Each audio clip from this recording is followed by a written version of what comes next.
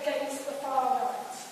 And with the media on the march in parts of County Durham and notably in Sunderland, we have to step up that campaign. Let's be clear, far-right thugs and fascists are not welcome anywhere in this region.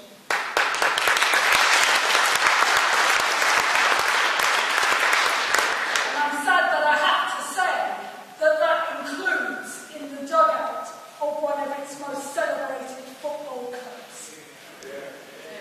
Conference, I want to talk to you today about the situation facing ordinary working people here in the North East and right across Britain, and about our campaign for the future.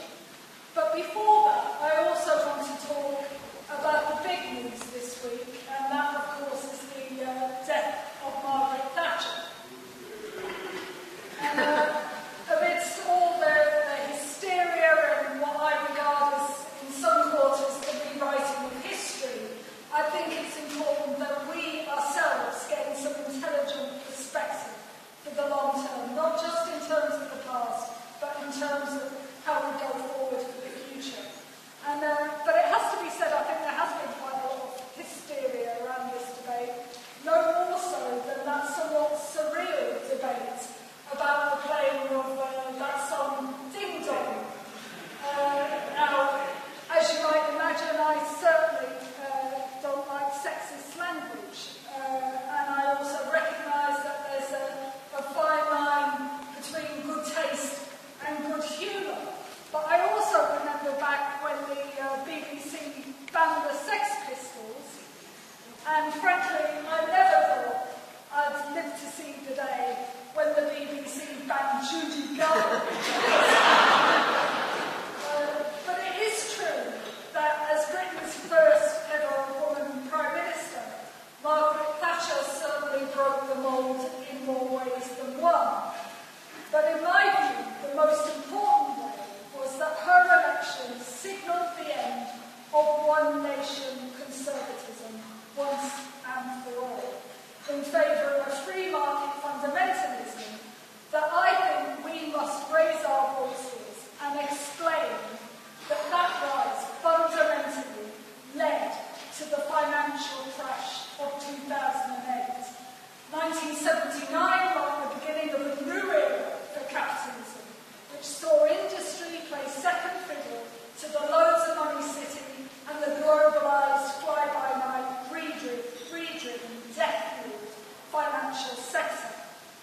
And Margaret Thatcher didn't believe in industrial policy.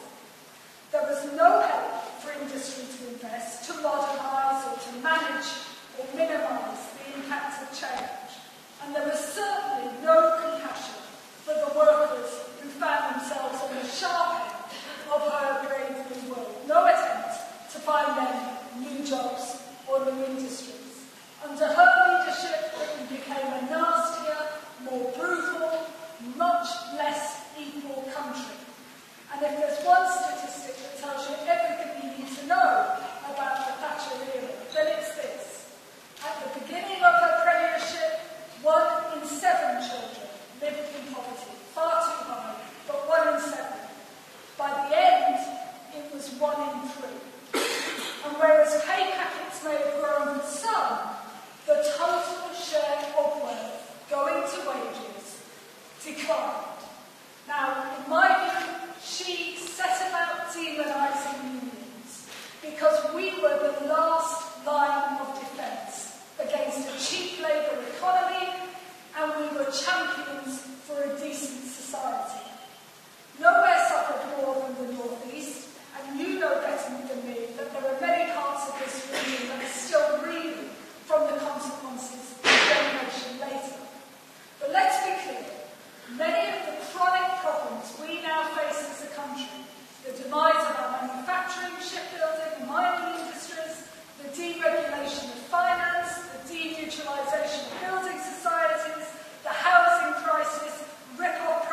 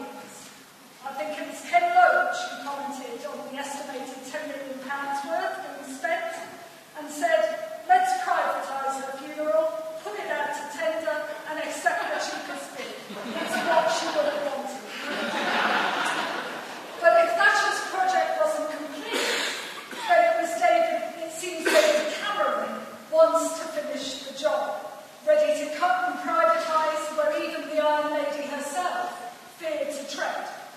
But this time, there is no more COA to use to bribe the country into compliance, no council homes left to sell, no SID to buy British gas shares from, and no real pay increases to ease the pain. David Cameron's government, to me, is Thatcher without the populism.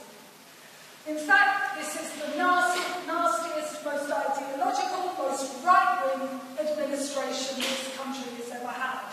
It's a government of the rich, by the rich, and for the rich.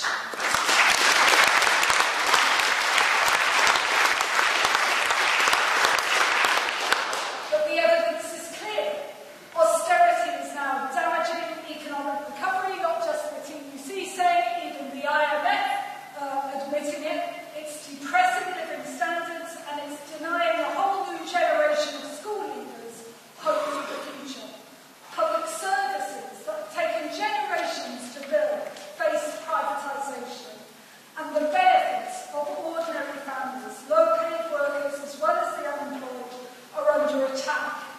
As we all know, the crisis wasn't caused by too much spending on schools or hospitals or welfare, but it was caused by the greed of speculators in the city, by growing inequality and rising private and household debts. The bottom line is, too much economic power was concentrated in the hands of too few.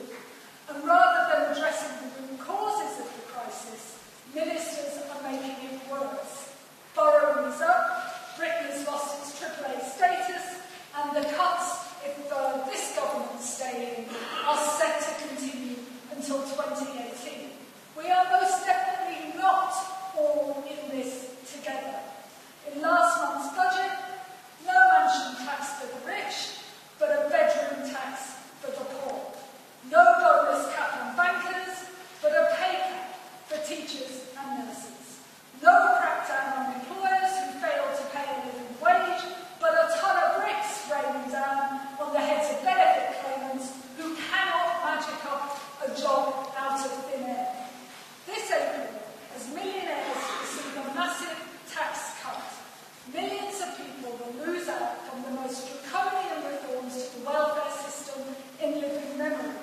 Reforms that are being sold to the public by a campaign of myths, misinformation and downright lies, culminating, I have to say, in that squalid spectacle of the Chancellor using the deaths of 6 children in Derby to justify the government's policies. The average worker today is worse off in real terms than they were a decade ago. And you know, ordinary families often finding themselves just a payslip away from disaster. And for the first time ever, we have a generation of young people who can look forward to a future where they are worse off than their parents. In this region, cuts decimating services, Newcastle City Council alone forced to find £100 million worth of savings and 65,000 jobs going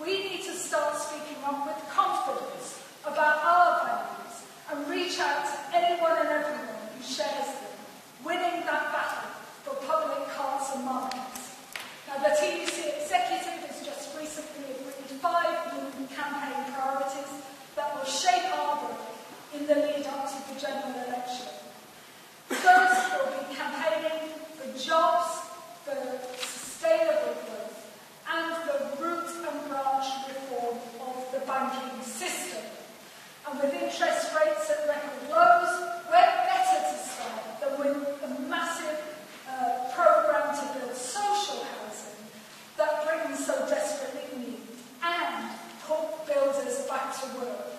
We need more positive campaigns to bring jobs, opportunities and hope to the communities that need them most. And I can commend the campaign to attract Hitachi to the North East, creating 900 high-quality jobs in manufacturing, the next generation of intercity trains, with thousands more jobs promised in the supply chain. We need an active industrial strategy, investment in skills and infrastructure, backed by a financial system that serves the interests of real people, real businesses in the real economy. And that includes a proper green investment bank, a state investment bank, and new regional banks too. Second, we want modern public services and a strong welfare state. Instead of cuts that damage our services and hurt the poor, let's have fair taxes that the rich cannot dodge, including a Robin Hood tax on the banks so that they start paying us back for the mess they got us in. And rather than privatisation and competition, let's have a little more faith in the values of public ownership and public accountability. In our schools, in our communities, our local authorities, our prisons, our probation service, and yes, on our railway system too. You know that the government's decision to reprivatise East Coast trains is nothing short than an ideologically driven disgrace.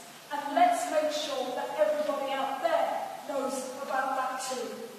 But nowhere is this work more urgent than when it comes to fighting the privatisation of the health service, a privatisation that nobody wants and nobody voted for.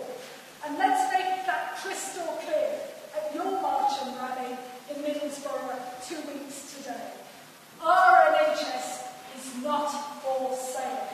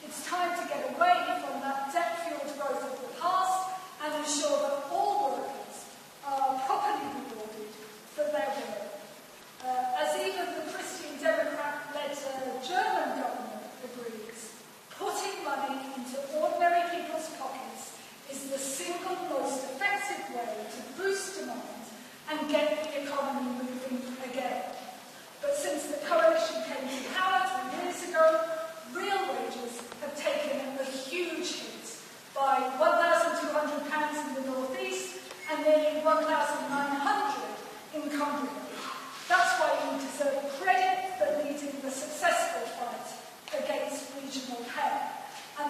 why we will continue to resist plans to introduce individual performance pay in our schools.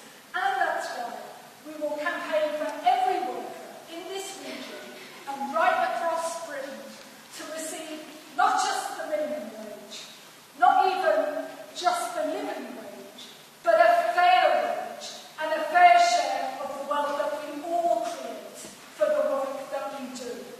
And finally, the TUC's aim isn't just to shape the political debate in the run-up to the election, vital though that is.